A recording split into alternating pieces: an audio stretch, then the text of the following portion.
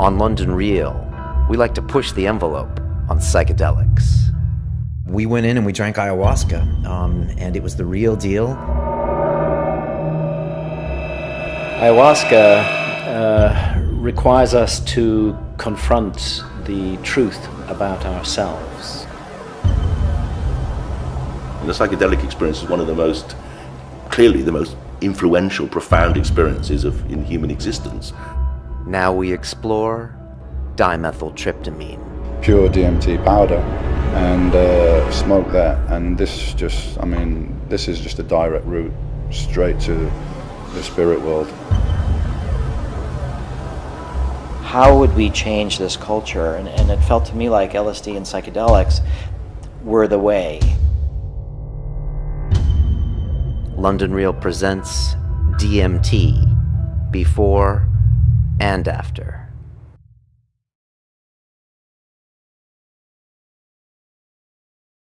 Let's do this. Our lives will never be the same again. All right, here we go. Welcome to a very special edition of London Real. I am here with Mr. Alexander Ward, who you would have seen originally about a year ago, with this episode called The Chosen One, when he talked about his ayahuasca documentary. And he was most recently guest host when we had Dr. Robin Carhart-Harris, and he's a doctor who's doing MRI studies on the effects of psilocybin mushrooms and on MDMA in the brain. And today, Alex and I are going to explore dimethyltryptamine, also known as DMT, and the spirit molecule. Yeah, that's often a nickname it's been associated with. The spirit molecule, That right? is indeed. Okay. And Dr. Carhart-Harris said that the chemical difference between psilocybin and DMT, they were very, very similar chemicals, I believe. Yeah, incredibly similar. And I think that can be attested to with people who have had kind of first-hand experience between these various different psychedelics, that there is a huge overlap, and many people report just having the exact same experiences with either of these psychedelics. And DMT is the active component in ayahuasca.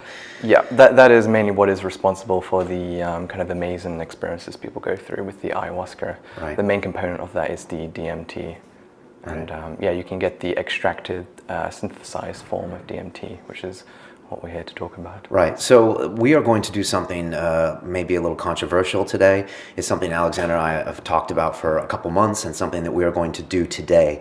We are going to discuss the basics of dimethyltryptamine, and then Alexander and I are going to make a quick plane trip to the continent where we will smoke DMT. My first time. Alex has done this 4 or 5 times. Is that right? That, yeah. Then we're going to come back to London, and later tonight we're going to plug in and give you our experiences. I really don't know what to expect. I'm a little nervous. How are you feeling? I'm okay with it. I think anyone who goes through this, they can not stop their hands from shaking the moment they go into a DMT experience, because it is such a great unknown, and it's perfectly natural to be quite intimidated by the experience. Yeah, I think Terence McKenna said there's a reason that when people go and take psychedelics that they have fear, and he said you don't see a lot of people that are going to meditate when their knees are knocking. That's right. Because and I say to people oftentimes when they're going to go into their first ayahuasca ceremony, I say you should be scared, because there are a lot of unknown things that you're probably going to confront. So I think it's a healthy thing. Sure, especially with the psychedelics, you're forced to deal with things that are quite buried very deep within you. And I think in a certain sense, people know this about themselves. They're kind of hiding certain things about them. And through the psychedelic experience, everything in the unconscious is just brought right up into the conscious, and you're forced to deal with certain things about yourself that you may not be looking forward to. Yeah, and so for the next half hour, Alex and I are going to talk about DMT, because I know a lot of people hearing that we are going to go and smoke some controlled substance in order to have a 15-minute mental experience are going to look at it as a narcotic, and we are here to discuss why we believe it's not. It's actually something called an entheogen, or things that are actually going to improve your life, and I'll talk a little bit later about that. We also, as much as I dislike the fact that this is an illegal thing to do in the UK, I do respect the laws of the country I live in. We both do. So we are going to be traveling somewhere else to do this. And we also don't necessarily recommend you do this yourself without doing some research. But before we get into that, I was wondering, Alex, could you tell us a little bit more about DMT and the relationship that DMT and ayahuasca have? Sure. I mean, the reason why I started to look into the actual extract of DMT was I was trying to look for similarities between the ayahuasca experience and DMT. And not only did I find it, I came into the exact same states of mind, but I actually continued on with a unresolved ayahuasca experience that I had in the jungle about a few months prior. Okay, so so you basically had an ayahuasca experience. 3 months later, you smoked DMT, and you went back into that ayahuasca experience. Yeah. You know, I did go through this ayahuasca experience, and I talked about it when I was on London Real once, but there was this instance with the ayahuasca where I'm surrounded by these kind of shamanic entities of some sort. This is all within my inner realm. This is not actually in the external reality. But in this vision with the ayahuasca, these shamanic ladies, they're kind of dipping this cup into me. And what they're doing is they're observing this essence of me that's made up of all my past experiences. And it's kind of this sum total of kind of who I am. And within this, they were just kind of observing it. But during one kind of dip into this essence, they kind of noticed that there was this kind of darkness within it. And we never really got any kind of conclusion about what that was, but it certainly affected my own inner world. And when I went through the DMT experience with the smoked extract, it was kind of a continuation of that same experience. I was surrounded by the same entities, and they were saying, you know, we really got to try and figure out what this is in you. And so we're kind of trying to go in to really find out what this kind of darkness was to me.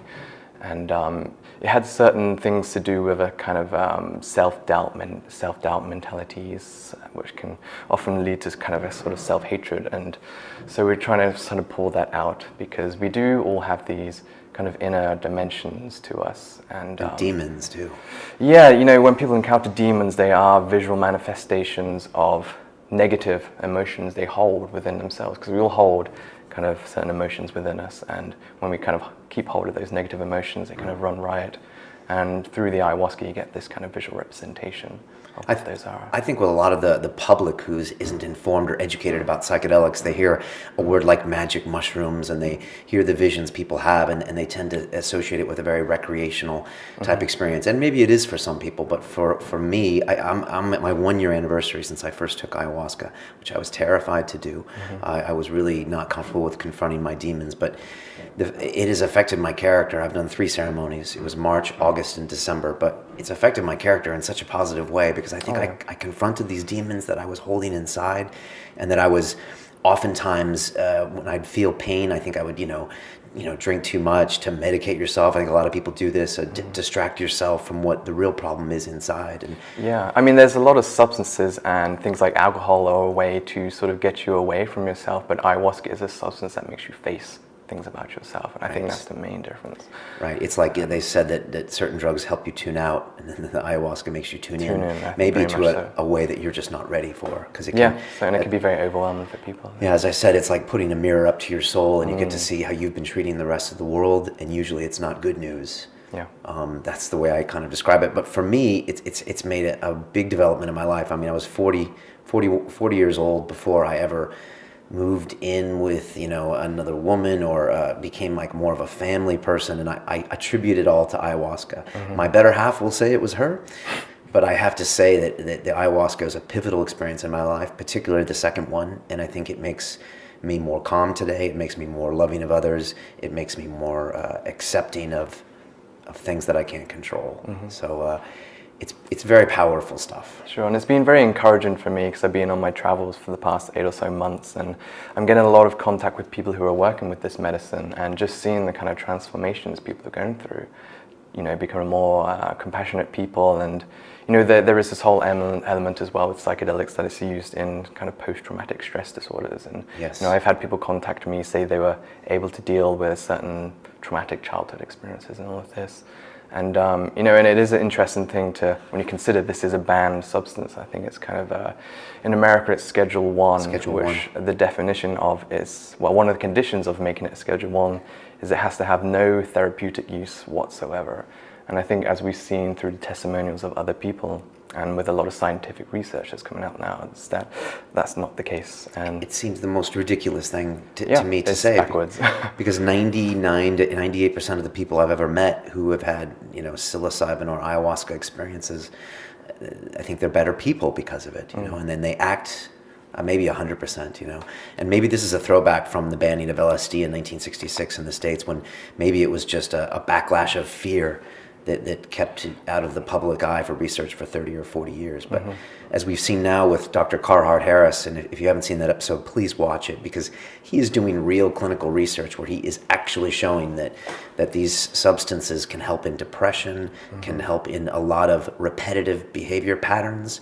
Like, I'm sure everyone listening to this have felt themselves in a cycle. They say the definition of insanity is repeating the same action, expecting a different result, but yet we've all done it. And Dr. Carhart Harris, who is a researcher, he's not a user of these substances. He has said it's a definite way to break a cycle of behavior. Yeah, it's really great to see. He does a lot of scientific studies on actually what happens in the brain when you go through. I think he did a lot of his research with the psilocybin mushroom, but again, these things have a big overlap. And I like the way he described it when he said, in the brain there are these certain hubs of information, and they collect information from various different parts of the brain into one cohesive whole. And what he said is the psilocybin kind of lowered the activity of these hubs, and he explained it as almost as if a conductor left the room in an orchestra. So now you're kind of dealing with a kind of unfiltered information, and he says this is the way how people find it very freeing and liberating, and also how people have this disillusion with ego, which is sort of how they've been conditioned to think about the world. It's kind of getting rid of that baggage and conditioning that you've been brought up with, and kind of you're being a bit more experimental with the information that's in front of you. It's like almost everything that goes through your mind is processed, how that relates to my ego. If you see something, it's like, okay, does that make me feel good? Does that make me feel bad? Does that validate my personality? Does it not? So I think with some of these substances, as Carhart Harris is talking about, it removes that, and then you can, like you said, process the raw information for what it is. Yeah, and I guess that's also why people see themselves for how other people might see them as well. They step outside of their... I've often said it took me out of how I thought about the world and actually how it was instead. I was just kind of... My conditioning acted as a kind of filter for life, and to take that filter away and kind of see things from a different perspective. It's something that Simon Powell talked about with the psilocybin solution, and something Dr. Carhart Harris talked about, where maybe someday there will be these clinics, they maybe these like you would go to a spa for the weekend. A rejuvenation center. Yeah, where you would check in for the weekend, you would see a doctor, they would prescribe a certain amount of psilocybin or a certain amount of dimethyltryptamine. You would go into a comfortable room with comfortable music with maybe a nurse to watch over you, and for the next 8 hours you would explore parts of your brain and maybe confront some demons, and then you could come back on Monday, and as opposed to having a massage, you might have that kind of a mental massage, a spiritual massage. For me, it just seems like it's a no-brainer that these things would be a wonderful way for people to practice this in a safe way, a controlled way that would better society in a huge way. But I don't know, am I being a little idealistic? No, I think that essentially is a conclusion a lot of people come to when they see the power of the therapeutic use of this. They would naturally think that there should be some kind of centers that people can go to sort of have these inner journeys. And also for me, a lot of the psychedelic experience is about connection to nature. Right. So I think it's very important to have that aspect as well. And I do sometimes think when you're dealing with the extracted, synthesized forms of DMT and psilocybin as well, they kind of lose that important connection to nature. There's something to be said about having the intention of, going through the process of brewing the ayahuasca, or in the sense of psilocybin, trekking through nature and getting your hands on the actual form of it. Picking the mushrooms. Understanding its origin. It's a kind of embodiment of kind of nature itself. Yeah, so for people that don't know, the ayahuasca is made from 2 different plants in the Amazon, and they're boiled down over days, is that right? You can do it in a day. I've been to places where they do it over 4 days, and it's just a level of concentration they want to get into the brew. And some of the places you can go, you can make it yourself. Obviously, you're on a diet for usually 10 days, fairly strict diet. There's a whole ceremony, there's a shaman. It's something that's very respected, and I think it's a pivotal part of the experience to prepare your mind for what you're going to do. Now, we should talk about how DMT is not that. You know, Alex and I have not done any diet for this. There will be no ceremony that I'm aware of, and we will be smoking this extracted form of the DMT. And so, what does that mean, in your opinion, as far as perceptions of it, and what is the reality going to be, as in it comparing to an ayahuasca ceremony? I do think a large part of the ritual practices with ayahuasca, the way you have a certain diet, you're prepared to do certain ceremonial actions, and it's taken at nighttime. I think it is, in a sense, a way of mentally preparing you. The way you actively do it in the physical sense is a way of mentally preparing you as well. So I think as long as you have that mental preparation beforehand, you kind of that's kind of one step towards going through the experience. That's for the ayahuasca experience. Now, with the DMT, we won't have that. So how will that alter the experience, in your opinion? What will if you had to try to describe someone what this will be like, what will this DMT experience be like, do you believe? Well, I mean, firstly, just the actual experience itself, it's only 15 or so minutes. It's incredibly short. It's been called the businessman's high in Amsterdam, because apparently you can take a lunch break, smoke DMT, go to where you're going to go, and be back and fairly sober within 15, 20, 30 minutes. Is that correct? Yeah, that's right. It is all about set and setting, and I think that's what a lot of the ritual aspects of the ayahuasca is about. It is that kind of putting you in a very safe setting where you feel very secure, and if you can provide that by your own means, with the DMT experience, if you're in a safe, comfortable environment, then there's no reason why you can go through an equally positive experience with it. Now, I mean, for us, we've talked about ayahuasca on London Real for a year now. I've had a lot of people ask me about DMT. We've had Simon Powell on to talk about psilocybin. We had Carhart Harris. For me, this seemed like a bit of an elephant in the room. We've never addressed DMT. We've never talked DMT. We've never consumed DMT. So I'm glad that we're going to address this. But it does have a bit... When you tell someone you're going to smoke something that was extracted, I think it's a white powder. It has a lot more connotations. I think people view it as a narcotic. It's a Schedule I drug, so they're like, oh, you're going to do that drug. And so I would like to implore people that this is a way of potentially finding, finding out more about yourself, the world you live in, maybe finding peace, and that's what I think, for me, the psychedelic experience is about. I think you're right. And when people describe the DMT versus the Aya, people describe the DMT as going to see new worlds and being revealed things that they might not even understand, whereas the ayahuasca usually is a 3 or 4 hour journey. And from what I understand, for me and other people, you're being taught very time-specific lessons about your life, the way you treat people, that kind of thing. I don't necessarily expect those type of lessons in the DMT experience, but then again, maybe so. Because the ayahuasca is, it's a 4 to 6 hour journey, then in the terms of working through various elements of yourself, it's better suited to work with the ayahuasca, because that longer length of time allows you to sort of integrate these lessons and really work through them, whereas the DMT is so short that I think going through those sort of things is going to be a slightly different experience. Right. Now, when Nick and I were looking for ayahuasca shamans, we were approached by some people that said, we have some DMT you can smoke. And we were very hesitant, because we wanted to go through the ritual, and we wanted to approach the ayahuasca experience first. And maybe we were culturally biased as well to smoke this drug with this pipe or whatever, that we didn't want to do that. We wanted to go for a more spiritual experience. Can you talk a bit about that, as far as do you believe people should do the ayahuasca before the DMT?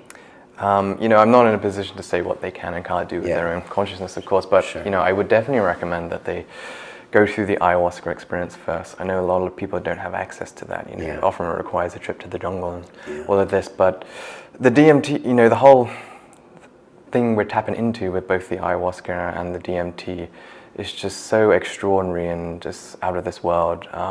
That can be very overwhelming, and I think if you're introduced to that in this kind of 50-minute DMT experience, the kind of tendency is to sort of give in to astonishment. And I know from one of my experiences with that, I was so astonished by what I was going through, I kind of opened my eyes and just completely snapped out of the experience. So I think you do need that grounding in these longer sessions with ayahuasca to sort of really get a feel for what you're tapping into, so that when you do go through with the DMT, you kind of have a good handle on things. You immediately know what you're tapping into, and you can sort of just more go with the flow rather than be too overwhelmed with it. It's interesting because there's many parts of a psychedelic experience. A lot of it are these visuals you see, which can be amazing, and you hear people describing on these YouTube videos, and you see, Jimi Hendrix album covers that look like the experience itself. But there's this whole secondary and tertiary change going on inside your subconscious, which I think some people forget about is happening. Yeah. A lot of times, most of the time, you don't even know it's happening. And then it's only months later, weeks later, you find that you're not yelling at the guy in traffic, and you're not, stressed out all the time, or you're not, drinking 6 pints a night. And so sometimes these changes happen, but oftentimes people don't associate this with the psychedelic experience. They associate, I saw this visual. Far out. Yeah, I saw an alien land on my head and that kind of thing. And I'm not to diminish those experiences. Those are very important.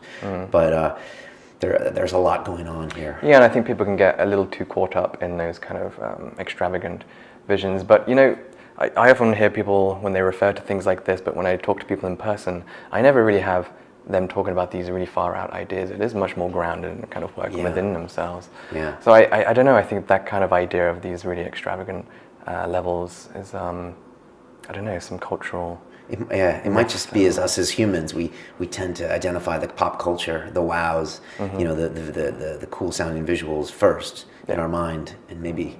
and that's another thing this comes to is language, and it's something that we talk about a lot. Terence McKenna talks about. It's like language is something we use to try to communicate with each other, to talk about the real world. And it kind of developed to sort of keep us away from dangers when we were kind of long ago in our evolution. Watch out for that saber-toothed tiger, and it kind of grew out as a way to sort of explain the outside world.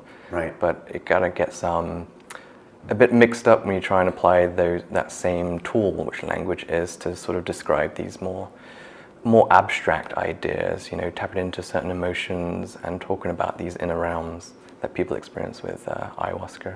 Yeah, I find that after my ayahuasca experiences, I don't want to talk. It's almost like I'm cheapening of what happened to try to describe it to someone, and I always fail. So immediately after, a few hours after, I just try to shut up. And then later I can write about it, but even then it's hard to describe, because it's a lot of it's a feeling, of things that you've never had It's very much tapped into emotion, actually. And I know that I've gone through my own work of trying to attain similar states of awareness through meditation and things. I know for the longest time I turned it into a kind of mental activity and had no luck with that. But when I got more in touch with my emotions and how I felt in ceremony, then I felt like I was very much on the borders of similar states of awareness that you get through psychedelics. So you were just becoming more emotionally open to the experiences? I think the psychedelic experience at its core is an emotional experience. Okay. And kind of when you focus on kind of the mental activities of it, it kind of gets away from what it is, I think. Okay. I just want to say something else on a personal note, and it's something I've thought about. I mean, we've shot 86 episodes of London Real. We've had a lot of people on, a lot of very interesting guests. We've talked about ayahuasca, psychedelics. We talked about, all sorts of different things. And confronting something like this head on is something I talked to Alex about, and we both agreed that going away for an ayahuasca ceremony, the connotations to the public, the monkey clan, are a little bit more okay, because you're going away to this ritual, you're with a shaman, and as opposed to going to smoke this extract. I know that a lot of people are going to have a knee-jerk reaction to this and say, Brian, what are you doing smoking this stuff? It's a class 1 drug, it's crack, basically. And I'm more and more aware of this, especially now, as I've told you before, Alex. I guess I've got a family now, and it's like now I have to think about what the school says or other kids' parents say, and if they see this, it's very likely for them to say, "Oh, Brian is this type of guy. Put him in this type of hole." So it's something that actually makes me nervous and scared, and it also makes me angry, because it seems like this is something that's done me so much benefit as far as the psychedelic category as a person. I wouldn't be with this family if it wasn't for, in my opinion, these substances, these medicines.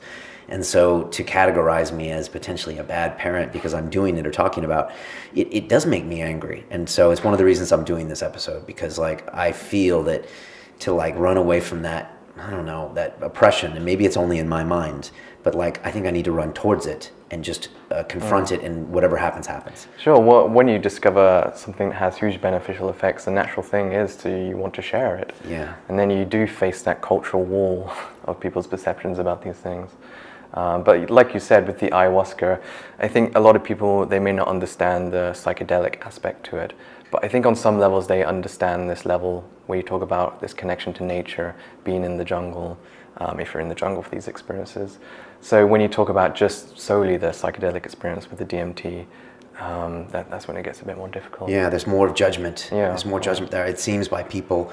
And yeah, they equate it, like with, I think they equate it with more of a narcotic. And and it's something we have to deal with as a perception. I mean, we're all part of the monkey clan. The monkey clan can lock us up in the prison. They can take away our rights. They can call us criminals. They can, shut our broadcast down. So it's like you need to be aware of it, but at the same time, I don't think it can change the way you do things in your life.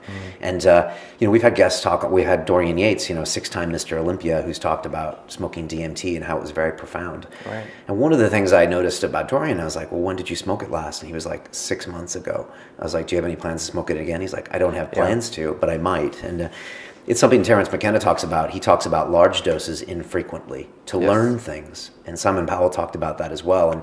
And that makes me more comfortable when I'm about to go smoke dimethyltryptamine today, knowing that it's not an addictive substance, and it's something that people don't run back to. Especially when it's a difficult experience. Yeah, and I mean, ayahuasca is something that on a good year I force myself, but I make myself go once every 3 or 4 months, 3 times last year. And that's a conscious effort of going back to the mountain, knowing it's going to be a long night, but I know it makes me a better person. And it's just interesting and makes me feel better about DMT is that it's not something you hear people, I'm going to do DMT this weekend, I can't wait. Yeah. It sounds like something you do infrequently, and then you process that information. And there's a lot of information to process with that. Okay. But yeah, I know what those elements of Terence McKenna he talked about when, I know he talked to a lot of people and they're talking about their DMT experience and how it's just the most life-changing experience for them. And they said, well, when did you take this? I was like 10 years ago. I've not touched it since. And it's right, the experience stays with you, and there's a lot to process with it. And if you can get enough from it, then you don't need to go into these things again and again. Right. It's not like that. Yeah, that's interesting for me because I had 3 ayahuasca ceremonies last year, and I don't have any planned for this year. And part of me thinks, maybe I'm just being not proactive enough, and I'm just running away. But also, I think ayahuasca's there. I think it calls you when it's time, and I think that it's always there, and you don't need to be there every 3 months. Yeah, it's very important to integrate these lessons into this reality. And Yeah. I guess some people maybe get a little too caught up in that unusual experience. And I think that's maybe getting away from things. And I can understand that. I mean, once you drink the ayahuasca, you do get all this information and knowledge, and part of you does want to go back and get more of that knowledge. And after even a week or 2 after your ayahuasca ceremony, you can be in kind of a different world, and I can see how people can get used to that. But as Simon Powell said, it is important to do something with that information. Oh yeah, of course. Yeah. I believe. So, are you scared? I think everyone's scared when they go through the experience. Everyone's hands shake going into it. But other than that, I've gone through my own ayahuasca ceremonies that I know to an extent what I'm going to encounter. And I've already fleshed out or faced all the kind of bad things about myself I could possibly go through. How many ceremonies have you been through? About 40 now. 40. Total, Okay, yeah. 40. That's a lot. Yeah, I'm a little nervous, but I'm still going to do it. And assuming everything goes well with the people we meet, and I really don't know what's going to happen. I'm looking forward to it. I think. Nervous isn't the right word, but It has a sense of foreboding to it because you just know it's going to be a huge undertaking, Yeah. a huge experience. It's something you can't really do half-heartedly. You kind of jump in. You kind of jump all the way in. So that is our plan to do that. We are going to leave right now for the airport. We should be back in about 8 hours. It might be late, but we definitely want to get back and tell you our experiences, even if it's late at night, because we wanted to do this in one day so you can see a before and after, maybe especially for me because I've never touched this stuff before in my life. And there it is. I do want to say the old disclaimer, Kids, don't try this at home. We are not suggesting or that you do touch this stuff. I would definitely recommend an ayahuasca experience first, but then again, it's your own consciousness, and that's the beauty of it. You should have sovereignty over your own body to do whatever you want. So more power to anyone who wants to do one thing or the other. I would read up on this. It took me 18 months before from my ayahuasca, hearing the word the first time, till I did my ceremony. It's probably the same for me, yeah. And I was doing research in the back of my mind the whole time, listening, deciding. So something like this, you should take time. I don't think it's ever something to force on someone. I don't think anyone that does psychedelics forces it on anyone. But it's something I think we need to talk about. So that's my disclaimer. Was that good? It was very good. That was good. Like I said, once again, we are respecting the laws of the UK, and since we live here, and we're going to go somewhere else. And I don't know, am I missing anything? Anything else to say? I think that's good. You've covered yourself very well with that. Yeah, and the only thing I want to say is that anyone who is judging me as a potentially a bad person or a bad parent or anything, just please listen to the whole podcast. Listen to a few others. You know, what we are trying to do is trying to find some truth here, and obviously try to understand each other a little bit better and become better, calmer, more productive human beings. So hopefully this is one of those processes. And I don't know what's going to happen to Alex. We might have an experience. We might have nothing. Yep. But we'll come back and tell you. Yep. All right. Should we get a taxi? Let's do it. All right, man. We will see you guys later today. Goodbye.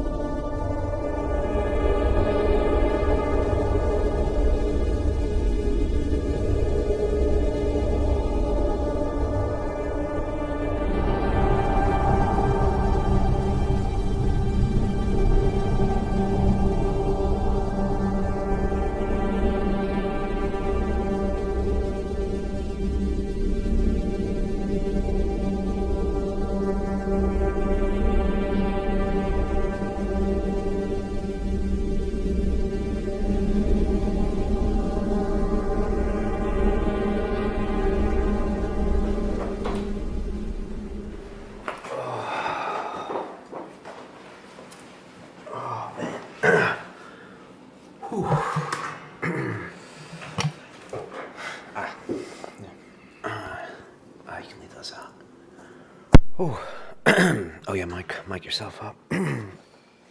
That's quite a day, Mr. Ward.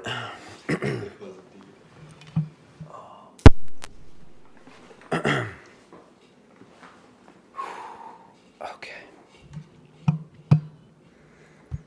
You mic'd up there? Is that going to be good just there? Yeah, that should be fine. Yeah. Yeah, that's good. Okay. You good? Yeah, I'm good. Okay, I'm gonna move that camera just a bit. Were you back further earlier? Or not? Maybe. How's that? You good? Yeah, You that's stay good. there. That's cool. Yeah. Okay, we are back. We are back. Yes. That was quite a long day. I'm very tired. After this, I want to go to sleep. Yeah. We got a bit of a dose of caffeine to help us get it. Yeah, a little coffee on the way in.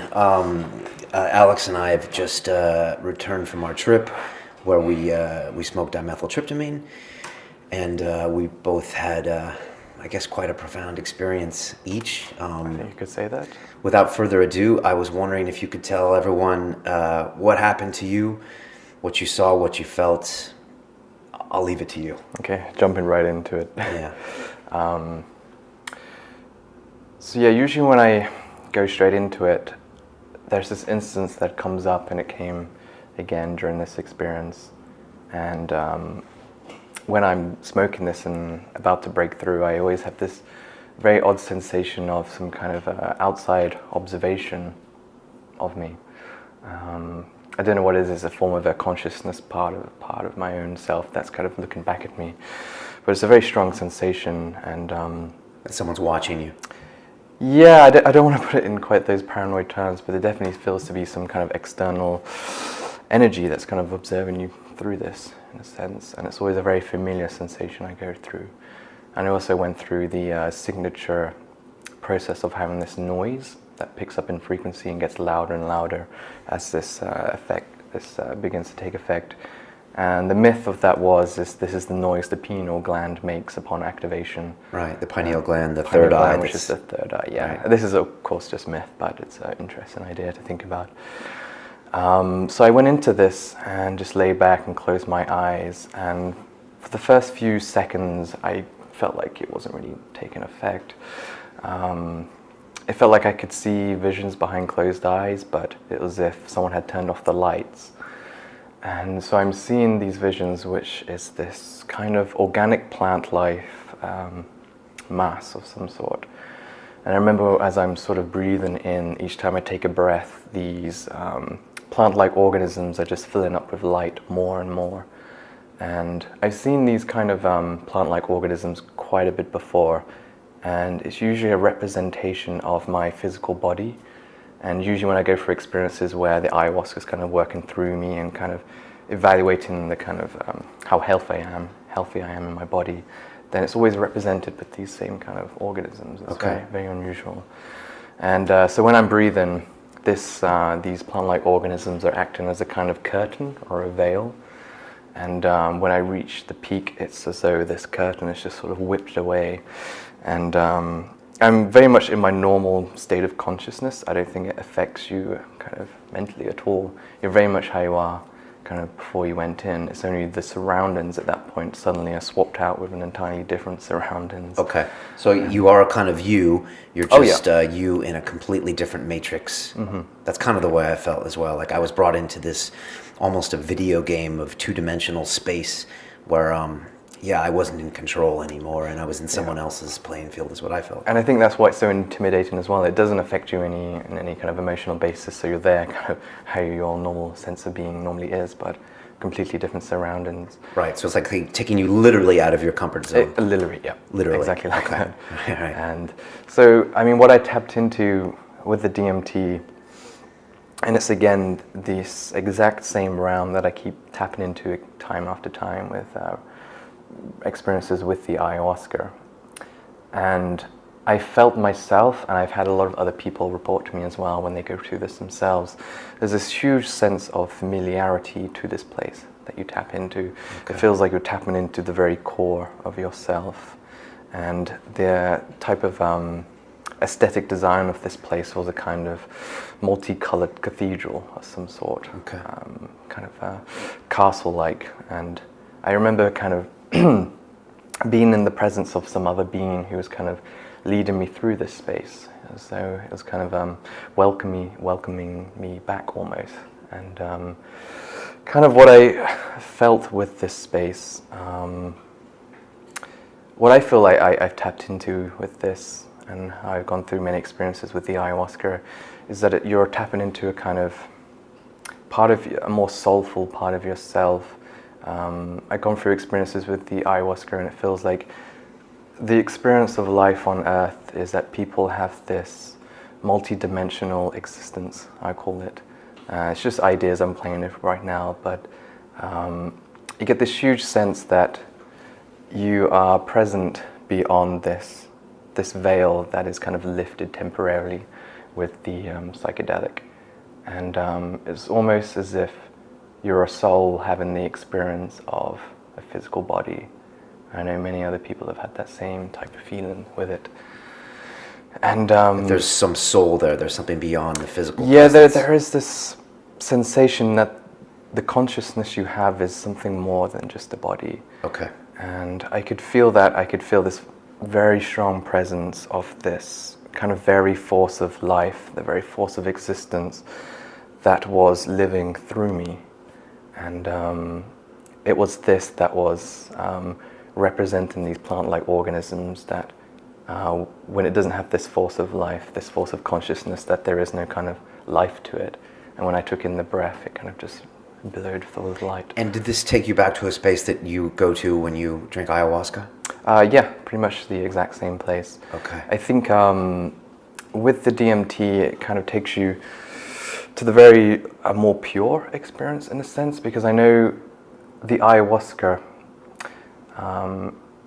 it has a lot to do with the shaman calling on these various, we call them inorganic entities of sort. Right. I mean, they refer to as spirits. So shamans in the room, they're chanting, they're channeling these other spirits, Yeah. typically when you're ayahuasca Which ceremony. could be a manifestation of a part of themselves that they give to you to sort of help you heal certain parts of your own inner space, or if they're external, this is kind of speculation. But with the DMT, it's just three guys in a room, and with the DMT, you don't deal with those external inorganic entities, I felt, and you just get to more a pure form of the experience, I think. okay. I felt that the journey was so intense. I mean, it started off for me, and I went right back to these Aztecian geometrics, and I was right back to where it was almost like you're in Mother Ayahuasca's world, no longer your world, where Brian's world, he's always in control of his world, and now you're on this playing field where you're not in control, and and you're on in her world, and then it was just really intense. And I felt a real maternal energy, funny enough, which is much like Mother Ayahuasca. And Yeah. I kind of had a maternal spirit that was actually trying to communicate something with me, but it was like the mute button was on. So she was almost trying to, even yelling at me at some point. And a few times she kind of hit me or hit the camera that was filming her, and it shuddered, and she was trying to tell me something. And then it would flash to where I thought she was holding a baby, and then it was back to her, and there was all of this aggravated energy happening all at once. And then for me, it kind of tapered down. It was almost like there wasn't enough time to learn a lesson. Yeah, I definitely got that sensation as well. It felt like just as I was getting very much into it, you can feel it just second after second, just sort of slipping away.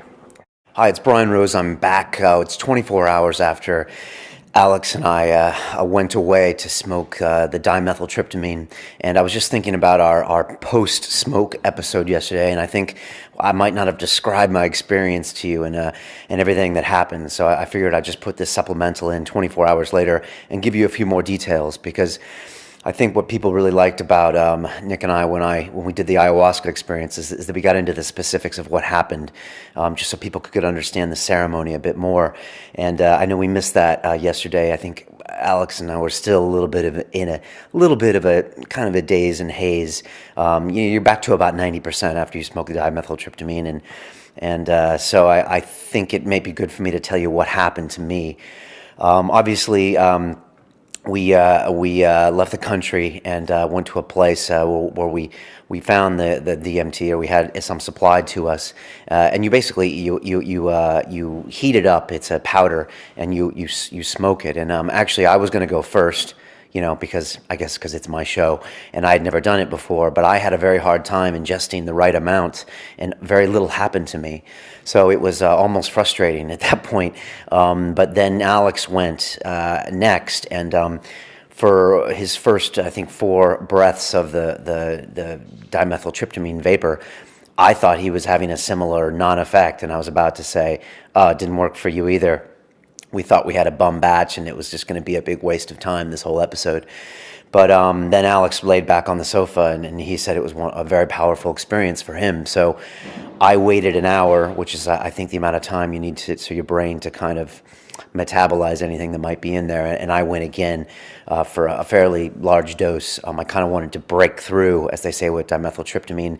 I think if you get a mild dose, you might just see some visions and things. But I wanted to really break through into that next level, and I made sure I did. I think it was about 100 milligrams was the dose that we heated up. I think you lose some of that in the process, and I took 4 breaths in. On my 4th breath, I was almost losing reality, but thankfully Alex was there and said, "Brian, take the 4th one," which was good. And then I leaned back, and I was just immediately elevated to like this Aztecian geometric plane, and it reminded me very much so of the geometric shapes I see when I'm in ayahuasca, after I drink the ayahuasca. Except this plane was really intense with like a lot of not anger, but a lot of, I guess, just intensity. And I just felt that I was in someone else's playing field, that I wasn't in charge. And that's always a strange feeling for me, since I'm such a control freak in my environment. I like to choose who I associate with and the situations I put myself into. I like to push myself, but I also like to then come back home. So I was elevated to this plane that reminded me a lot of the ayahuasca plane, but there was no audio because there was no shaman singing, and it was just quiet in the room. And for some reason, I saw this, what seemed to be like a mother entity, but she was almost pixelated, so I couldn't see her face, and she seemed to be urgently trying to yell something to me or something, and she seemed to be kind of running around and fretting, and at some point I thought I saw her holding a baby, or a baby in her womb or something, and a few times she tapped the camera as if I would tap this camera right now to my vision, and it went white, and I was just like, she was almost like yelling at you, but the volume was completely muted. I don't know if you've ever had that experience. Maybe someone yelling at you and you had, earphones on or something. And I was just like, trying just to be with the experience.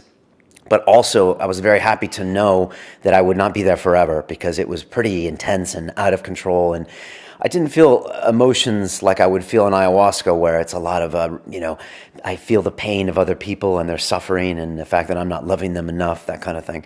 This was more, just felt like a real intensity and a vibe, and she was trying to tell me something, and there was just urgency, and it was a real, like, zzz, a much more intense plane than I get with ayahuasca. Ayahuasca, there's those visions and there's those emotions, but I didn't feel like ayahuasca feels like more of a storyline, and the DMT was more of a, here, we're going to take you right up to the hyperspace, and then you're going to come back down. And I knew I was going to come back, and I was feeling, and as the way it was slowly dissipating, I'm guessing after minute 1 or minute 2, I thought, there's a lesson here. She's trying to teach me something about maternalism, motherhood, my future as a father, something. And so I sat back and was like, let me learn the lesson, like I do sometimes on ayahuasca. And oftentimes there's a lesson, and oftentimes there isn't. And I think that's just our own ego projecting as if the universe is telling us something for us. So I think that's just your ego getting in the way. So then I kind of dissipated that and just tried to be with the vision. But I think it was very helpful that I had felt like I'd been in that space before with ayahuasca, because if not, I could have panicked and been like, what is all this crazy new information? But I think I was able just to kind of absorb it and let it in, and then it just kind of slowly calmed down. The visuals went away, and after about 5 minutes, I was pretty much back. The first thing I said to Alex was, that worked. And then he knew. I think he knew by looking at me that I had been there.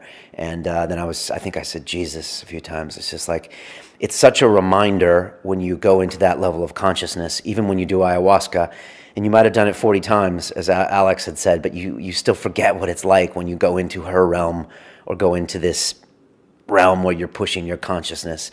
And it's just so interesting because you're not in control. You can't take a break. You can't run away. You just have to deal with it. And it's funny how your consciousness almost fights with itself. It's like some type of hybrid consciousness you have where you're not in control and you're in control, and your ego's trying to process it, but then it can't process it. And it's this weird thing where your brain's trying to figure out what's going on. A lot like what Robin Carhart Harris said when he sat in this seat about, it's like an orchestra without the conductor. So it's like your main brain hub can't process this information in order to make it sound like a beautiful song. So all these instruments are coming in and it doesn't know what to do with them. And that can be a beautiful confusion, because it can kind of show where you're at as far as the conscious level. As Terence McKenna once said, I don't know who discovered water, but it definitely wasn't a fish. And I think his point is that when we're in our own consciousness, we don't know we're in it because we're swimming around in this water all the time. And when we perturb it, like we do with psychedelic, then we get to see the water that we're in is actually water. And so we get to see that what we're in, what we think is just normal life, is this consciousness. And it's just nice to perturb it every now and then, because I think it gives you an appreciation of your own consciousness, allows you to observe yourself outside of your normal day of, I got to get my coffee. I got to get the kids to school. He's trying to screw me at work. I got to get more money to get paid. I got to get more money to buy that thing that I don't need. And I think it's nice sometimes to shock your consciousness and to realize that all of our manifestations in our head are just a construct of our own brain. So that's what's nice about a psychedelic experience, is it by definition will lower your ego, because you get to see the world for what it is, which is not your projection of the world, but it is just what it is. So I just thought I would give you that explanation. I didn't feel like I got in touch with my soul or met aliens. For me, it's just a show. I don't feel like I'm going to another plane of consciousness or seeing other beings. Alex has a different feeling. He feels like he does get in touch with some type of soul that he has beneath it. But we're very different people, and that's the thing about a psychedelic. And what I find beautiful about the psychedelics is they're almost custom tailored to the person taking them. Ayahuasca, for whoever drinks it, will usually confront the issues that concern them the most. And as my shaman says, for me, it's always relationships. And that's what comes up with me. With Alex, it comes up with nature. He has a real feeling with how man coexists with nature and whether we're ruining nature. But for me, a lot of my hang-ups tend to be how I interact with other people, whether I trust them, whether I love them, or all this stuff. So my shaman has been there for all 3 of my ayahuasca experiences, and afterwards I'm always talking about my relationships to other people, and she just noted that that's something very specific to me and not someone everyone else feels. So there you go. 24 hours later, I feel good. I feel kind of maybe 20% of the effects of an ayahuasca ceremony, as in I feel appreciative for the little things in life, for the sunshine today, for the coffee I had, for people, for my girls. I just have a little more feeling in touch with that we're in a kind of a very important and beautiful world, as opposed to some days where I can get fed up and frustrated with trying to get the show out, or trying to work on this, or trying to get more people to watch the show, and like all this other potential nonsense. Today, I'm just kind of appreciating life. And I do feel that way after an ayahuasca ceremony. I would say this is about 20% of that, as in I'm not full on like calling old friends, telling them how much I love them. It's not that. And there's nothing wrong with that. Or hugging everyone. There's nothing wrong with that. And that's a lot of times what will happen after an ayahuasca experience. A lot like a near-death experience. But today, I just feel to have kind of more of an appreciation for things. And and maybe not to take everything so seriously. And so for me, it was just kind of a way to kind of take a notch down. But by no means did it replace an ayahuasca ceremony. And if anything, it makes me believe more the power of a proper ayahuasca ceremony with a diet and with a shaman and with a 3 or 4 hour journey where you really go inside your head. The DMT was interesting. I think it's affected me on a subconscious level to a certain extent. But I really think it was more of a blast off rocket and then right back down to earth. And I don't know if it's possible to learn a lesson in such a short amount of time. I feel like you really need to go through a journey, and maybe even a mental preparation. Because I mentally prepared for the DMT, but it was mostly just fear that I wouldn't, die or do something stupid or overdose, which is almost impossible with the dimethyltryptamine. So anyways, I will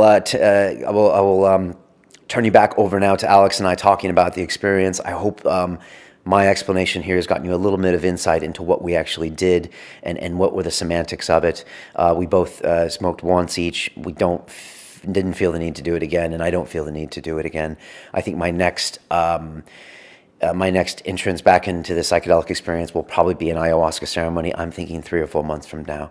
So I know I probably should go back in this year and learn a bit more about myself, but I'm not in an extreme rush. So yeah, that's me.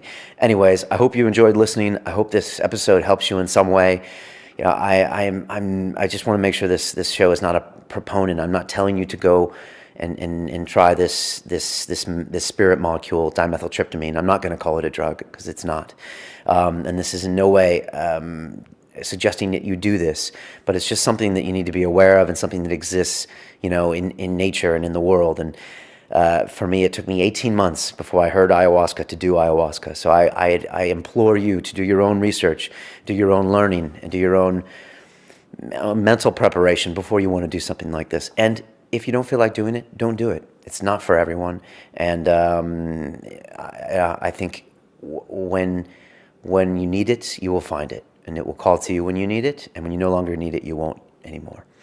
So now I turn you back to Alex and myself, talking about the aftermath of our experience. I hope you enjoy the show. If you do, please share it with your friends. And that's it. It's about the journey. I think I told you, on the flight back that I felt like at some point I saw this information and then I was like, oh, I'm being taught something, like I feel sometimes with ayahuasca. And I'm like, you should sit back and listen to the message being given to you and the direction you should take with your life. And I sat back and then I was like, okay, you're just being a douche because there's no lesson. And there wasn't. It was just the feelings tapering off. But there wasn't like, after ayahuasca, I walk away with a few distinct pieces of, you need to do this different. You need to treat this person better. And with this, I didn't get that lesson per se. No. And not that I expected it. No. Yeah, I think it is something about humans that they expect this lesson through it. And I did similarly, like in a similar fashion, I felt my ego kick in kind of towards the end of the experience. And it's trying to formulate some kind of idea about what this experience is, what I've learned from it. And it felt like that really got in the way. And I just remember kind of getting the impression, not a spoken word, but this impression of just saying, just be with the experience and stop trying to take control of it. Yeah. And I know when I spent time with a shaman in the jungle, Don Lucho, he says this is a common problem that comes up. It's that you just have to let go of that egoic voice and just be with it. It's funny because it doesn't take your consciousness away completely. And you're trying to fight, you're trying to protect your ego, I guess is a way of looking at it, or your filter of how you want to process this information, while at the same point your consciousness is being pulled away from you and rippled. So it's this strange battle, and I think it is all how you perceive it. As we know with ayahuasca, if you fight the experience, it's going to be a difficult night and potentially not a very fulfilling night. So that was pretty intense. What do you think you can gain from a DMT experience? It was very brief. It was probably 5 minutes long or 6 minutes Potentially, yeah. of the really intense stuff. In the next weeks or months, do you think you're going to take something away from this or not? Definitely not to the same extent that you would with an ayahuasca experience. But for me, it felt like the DMT experience was just a kind of a reaffirmation of what I've been through with ayahuasca. So it's nice to have that reconnection, in a sense. And I think that's probably how it could be utilized. I don't think the DMT as a core experience on its own can be that beneficial because it is so quickly. And I think you need that longer time to integrate a lot of the lessons. And I know a lot of DMT fanatics are gonna, be like, you guys don't understand, and I understand what you're saying, and it can be. Since I had done ayahuasca, it took me to a plane that I was somewhat familiar with, and I was like, okay, we're back here. Now, if I hadn't have done that before, it would have been a massive sensory overload. I would have been like, what am I doing in this world? And it might have affected me differently. But I think that those lessons, it's almost like I got, a lesson taught over 3 hours, like say it was a martial arts lesson and I learned something, as opposed to someone walking up to me and punching me in the head and said, that's a knockout. It was almost like I don't have enough time to process and learn from this. But I did get a glimpse of something which I know exists. And I did feel some of those old feelings about the ayahuasca, like you're not completely in charge. There's these other people, there's these other entities, there's this other message out there. But then it stopped there. Yeah. Do you think there was some kind of significance to this maternal lady of sort, that it was a kind of representation of things that are happening kind of in your life? Yes. I'm surrounded by women, and I'm turning 42 this year, and I have never procreated. And as we were talking about earlier, I think ayahuasca has this communal, family, clan vibe going on when you drink ayahuasca, and even nature for you, and less so for me, and relationship and almost an avatar thing, which I hate to use that expression, but it's a good comparison. Yeah, no, I definitely felt that as well. That That's one of the differences that separates ayahuasca from other psychedelics, that it does seem to focus more on these issues of family, community, and friendship.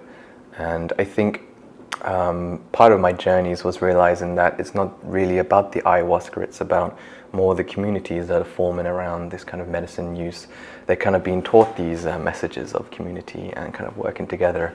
It's, I guess looking back, it's kind of similar to how maybe some of these older tribal cultures kind of live their lives. And, you know, there is reasons, I mean, the ancient tribal traditions realized that they needed some kind of symbiotic relationship to nature, and in this way they've survived for thousands of years. Interesting. Whereas if you've seen like our modern dominated cultures, they've risen and fallen countlessly. So it's almost like you're saying the ayahuasca breeds a feeling of community, which results in a community being built. Yeah, and I think that's kind of the larger picture of what's been playing out right now. And you've seen so many instances. You've been to New York City to be with the shamanic community there. You've been to Peru. You've been all over. So you get to see not only the first-hand experience of the ayahuasca, but you get to see the communities building around it. Yeah, and I mean, that is one of the strongest things I felt about seeing all of this. And there was this concept that's been playing around a lot of these kind of medicine circles, and that is this movement called the Condor-Eagle prophecy. Okay.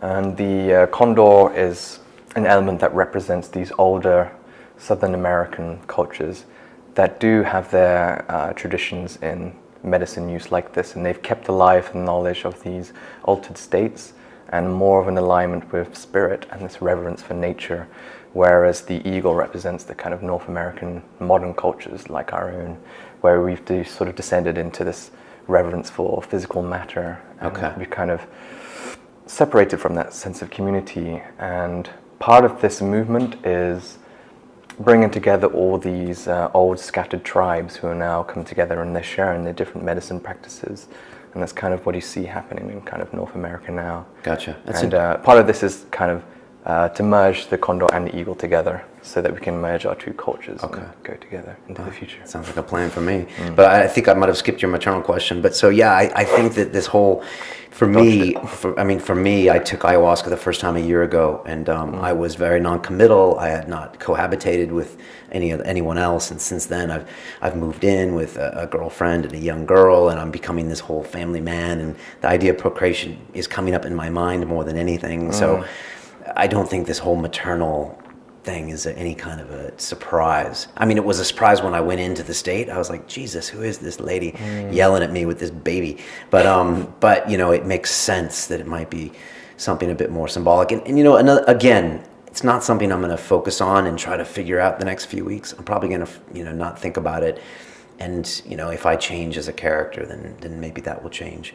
But yeah, I think there's definitely something going on there when it comes to that. But you know, the one takeaway from the takeaway from this is if you've heard about DMT and you know it's a Class A drug or a Schedule 1, and you know, we've just gone somewhere and smoked it and come back. I mean, I feel 95% right now. Oh yeah, completely. I feel fine. I don't think there's any risk in doing it because you kind of inhale it until you can't anymore. So there's not a real overdose risk. And it might sound like a crazy, like a drug culture thing, but it was just kind of a glimpse into, for me, the concept of consciousness. One, not even into my own brain, but maybe just the concept that we have a consciousness, and all this stuff is just, you know, chemical reactions to what I'm seeing. And we're all just on a big ride, really. That's the other thing that I take away from it. Like, it's hard to take too much seriously, like building an empire and all this stuff, when you know that you're literally 3 inhalations away from going to the Aztecian board game, where the rules have completely changed. And if dying is anything near that, it just shows you almost, I don't know. Do you think this has any kind of relation to what happens after death and things, these kind of realms you're tapping into? I know it's a big question. I thought about death. I thought about, okay, well, this is on the way to death, as in this is a reduction of the control of my own consciousness and my own egoic thoughts, going to a plane where I'm not in charge and I can't get the check so we can go. And then death being something even further, where, well, yeah, there's no more thought, and it's quite. Yeah, it's quite sobering to know that in death, in my opinion, from what I saw today, it does turn off. You probably saw something different. Well, it's just touching on the same thing I keep seeing again and again, and I know many people have different interpretations of kind of the realms you encounter. There's certain ideas which are more of a Jungian interpretation, where you're tapping into more the collective unconscious of humanity, because our conscious attention in this very moment is just kind of a wafer-thin layer on top, but there's actually a huge amount of going on inside you in the unconscious. I do believe that. And a lot of these states are kind of visual manifestations of what's going on in the unconscious. And I don't know, I did feel that for the longest time, but there's just something about a lot of my later experiences that it did feel like I was connecting with some sort, I hate to use the word spirit, but that's really kind of what it feels like. And I've also been interested in kind of tapping into these states more without the use of any kind of psychedelic, because I do think it is more a window into these states of awareness, but it's not an actual doorway. I think it puts you into a certain alignment that allows you to be in the state of mind. But if you're constantly relying on something else to get you into that, then you never really learn how to walk yourself. Yeah, so you're saying it's a window, not a doorway. Yeah. So it's something to see and then to take back and apply in your own life or to learn from? Yeah, I think so. If you're interested in, I mean, this whole idea is about, for me, delving into the nature of consciousness, and I think it's a very valuable experience to go through to understand what it means to have consciousness in the human body. I know it's a very large subject to tackle, but I think it's an important one to try and understand. Yeah, and I think it's important that you're saying that you don't need to do this every weekend. You don't need to escape and see these things and see these truths, and that can even be the wrong thing, because ultimately you do have to live in reality. And hopefully these things can give you insights into making some changes. What I kind of realized today is that I probably need to go back and drink ayahuasca this year, maybe once or twice, and that, the battle's not over. And I'm a newbie compared to you. I'm on 3 ceremonies, you're on 40. I know it's not a quantity thing, but I probably have a lot more to understand in the long run about my own consciousness. You have many more years on you as well, so you're kind of dealing through a lot that you've been through as well, so it's a lot more to go through. And call me old? I think I may have a little older. But I mean, I've never had a huge amount to deal in terms of my own personal life. I never had any kind of traumatic experiences in my childhood, so I never really had to process a lot of that. And it felt like I kind of got past that very quickly, and my focus kind of descended on trying to understand what these states of mind are. Right. But also you found a journey in trying to become less shy and to try to get out of your shell more. Right? Yeah, of course. It really does open you up to more experimental ways of approaching your work. And what it made me realize is it also gave me a message to want to produce artwork about. But it made me realize that doing artwork and then picking up other processes using film, talking even like this, how we are now, it's all different ways of trying to get out the same messages, but it kind of helped me get me out of that art box and put me into other things. Okay. For someone listening to this or watching us right now that's just, watch us go on this crazy journey with some bumps along the road there were, and even setting this up. I mean, what can they take away if they're never going to do this or they're thinking about it? If you can give them some parting advice about what we've done today or what we've learned, what would you say? I think we touched on it before, and I think people get a little too drawn into the unique experiences of these altered states of mind. And I think ultimately, if you're not bringing back information to use in your daily life, because we're here to live in this ordinary, mundane reality, and if it's not in any way kind of assisting that, then you have to wonder, well, what is the use of it? And so make it practical. Make it practical, yeah. And it's very important once you go through these experiences to come back and ground it into this reality. Question: when will be the next time you'll be smoking DMT? I hadn't really thought I would for a while, so. Yeah, I'm in no need to. Yeah, I'm in no need to, no rush. I kind of saw a glimpse of something. I didn't feel like I needed to go back there as of yet. I know it's there. If anything, it just reminded me of my own fragility of my own consciousness and my own perceptions, and that there's another world right over there that is existing in a parallel way with my own world. So it does seem to be that way. And you know, we can try and shy away from saying it, but it seems evident that it's something along those lines. Yeah, I mean, and it's an old Bill Hicks. He's an old comedian. He just said, you know, sooner or later you realize this whole thing is just a ride. Yeah. And I don't mean to trivialize life, but you do realize that something like today, it's like, you know, all of your emotions and feelings and most important desires and accomplishments you want to make are really just electrical and chemical impulses in, you know, 1 or 2 kilos in the top of your head. And those can be altered very easily. So I guess that's a bit of ego dissolution that I'm describing, all right? And I think ultimately for me, I guess it might step on slightly metaphysical terms, but I think behind everything, even these experiences you're having with the altered states of mind, that I do see that behind all of that, when you connect to your true self, when you realize you are the entire works of the universe, it's kind of, you see life is living through you, having the experience of separation from all that is. And everything you go through negative, all these trivial things, they're kind of valuable learning experiences for our true self, which is all of existence. That's deep, man. It's funny because I didn't get an attachment to a soul when I go into these experiences. I don't think there is another level of beings and consciousness. I just see things and I bring things back. So for me, maybe it's my practical mind, but I don't think that there are other even beings and entities per se. I've just seen something that it's very interesting to know it's there. Yeah, sure. But also, I'm in my early days, and that could change over time or not. You know, so I mean, I've always been very much a skeptic, and I'm not willing to put my foot down and say it's this way or that way. But I think maybe working in art my whole life, it's made my thinking maybe a little more loose, flexible, willing to allow certain ideas come in and at least play with, I think. Okay. Excellent. I don't know what else there is to say.